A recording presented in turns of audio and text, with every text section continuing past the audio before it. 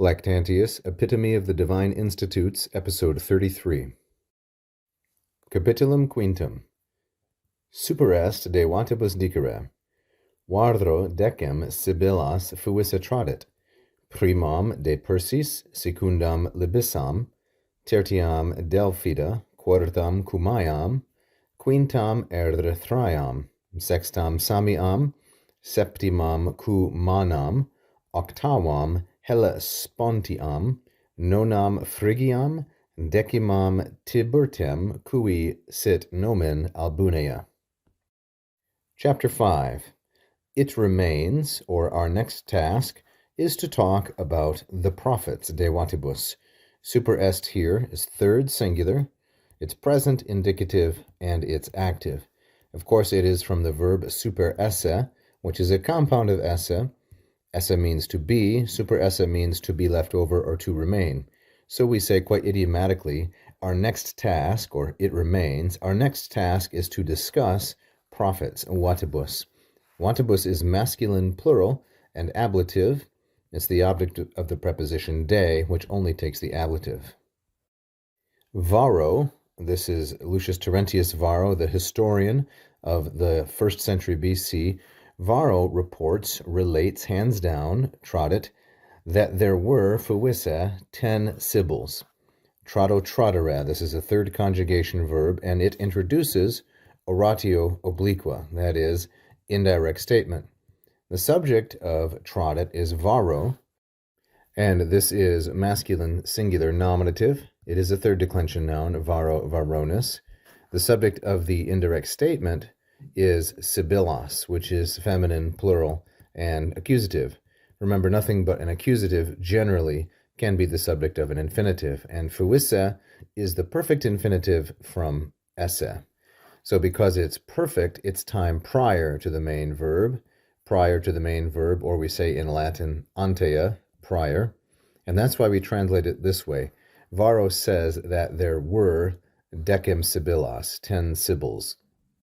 And now he is going to enumerate, that is, Lactantius is going to enumerate each of them.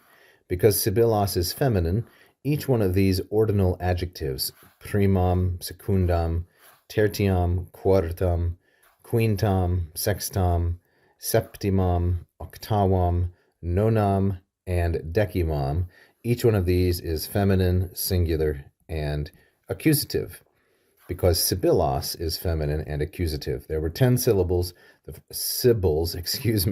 first one, the second one, the third one, etc. So then the first, primam, was from among the Persians. The second was the Libyan Sibyl. The third was the Sibyl at Delphi, the Delphic Sibyl. The fourth was at Cumaea, which is in southern Italy. The fifth was the Erythraean Sibyl.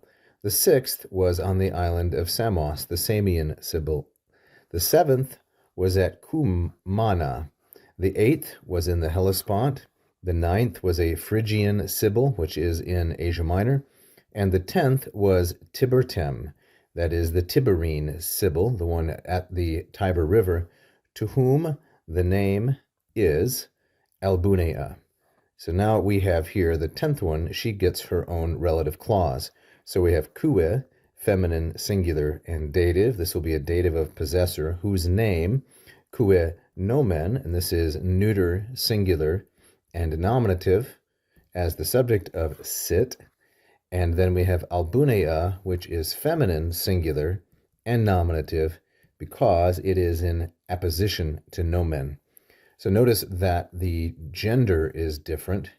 The number is incidentally the same, but what has to match is the case for appositions, as these are both adjectives. Albunea is an adjective, nomen is a noun. Why is sit subjunctive? The reason is that it's standard practice that within oratio obliqua, when you have a relative clause within oratio obliqua, within indirect statement, then the verb of that clause, namely sit here, is subjunctive. Thank you for watching. I hope you enjoyed that free lesson. Please like and subscribe, hit the bell. You can also become a patron at patreon.com/LatinPerDiem. And if you really loved it, you can leave a tip right here as a super fan. Thank you so much.